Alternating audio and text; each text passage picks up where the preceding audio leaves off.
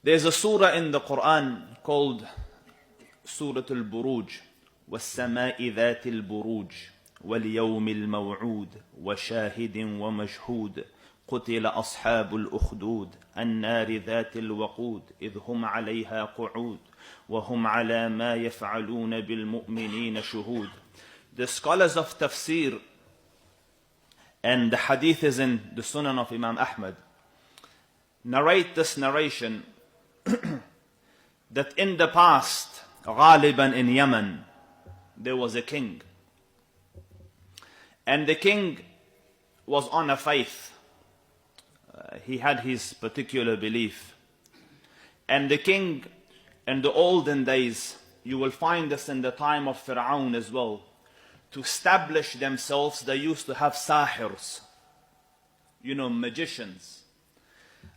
These days they have the intelligence, who knows stuff, he hears stuff, he gives you little, just to show you that the king's on control. So the king had a sahir, a magician. And the magician has his jinns, and the jinns will go report stuff and do little things, and you don't understand me, he would establish the awe of the king over the khalq. So the magician was growing old, and doesn't matter what you are, Subhan al-Khaliq, Allah is the King of Kings.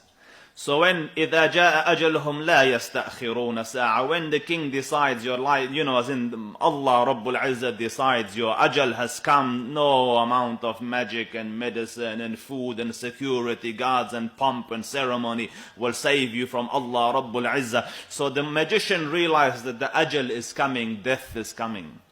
So he sent to his master, to the king, says, listen, my time is near. Give me an intelligent young man so that I can train, so that, the awe of your realm could remain. So the king found this intelligent young lad and sent him as the disciple to this magician. And the young lad was on his way to the magician. On his way he saw a rahib, a monk.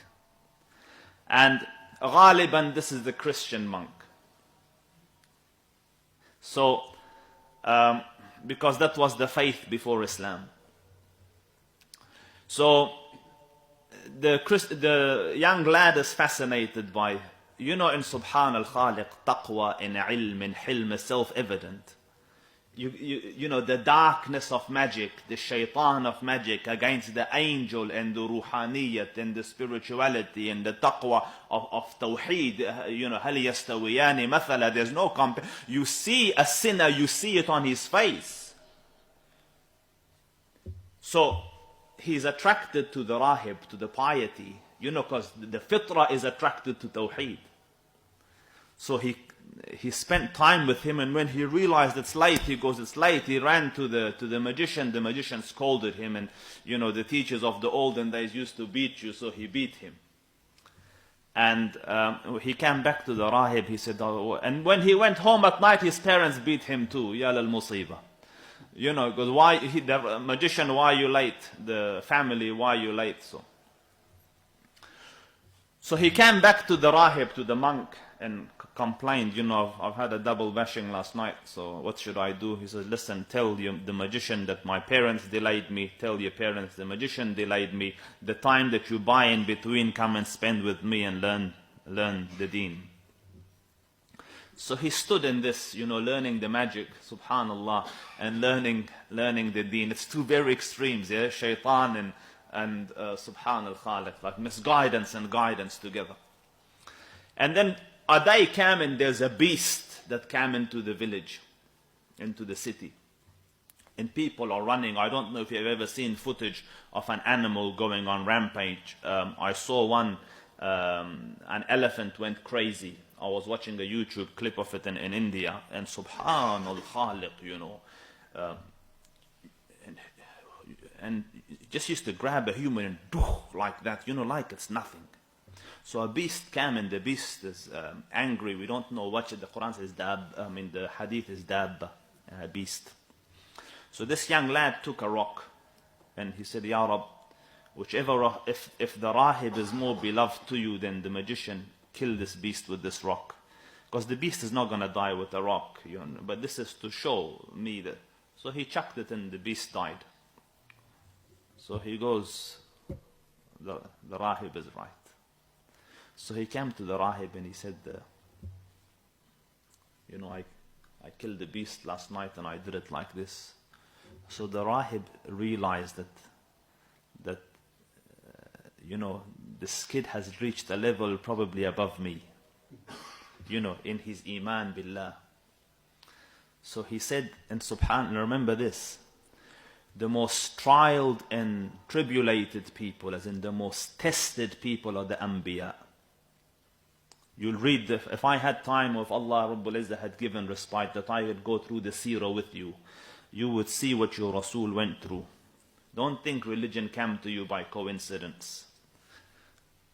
The Rasul alayhi afdalu salatu wa tammu taslim, they say we saw him, salawatu rabbi wa salamuhu alayhi, walking in the days of Hajj from tent to tent.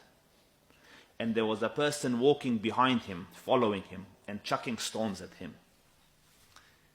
And he used to hit his blessed face, so his mouth was bleeding, so he used to wash his mouth and continue, saying, قُولُوا لَا إِلَهَ إِلَّا اللَّهُ تُفْلِحُوا. Do you know who the man was pelting him?